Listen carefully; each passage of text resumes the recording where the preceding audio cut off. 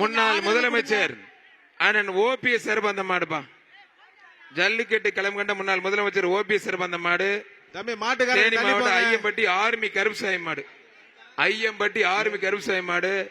முன்னாள் அமைச்சர் முன்னாள் முதலமைச்சர் தமிழ்நாட்டில் தங்க மகன் திரு ஓபிஎஸ் சிறப்பந்த மாடுப்பா. மாண்புக்கு தமிழ்நாடு முதலமைச்சர் வழங்கும் ஒரு சைக்கிள். முன்னாள் முதலமைச்சர் மாட்டுக்கு இந்நாள் முதலமைச்சர் வழங்கும் ஒரு சைக்கிள். அருமையான மாடு, அருமையான வீரர் மாடு.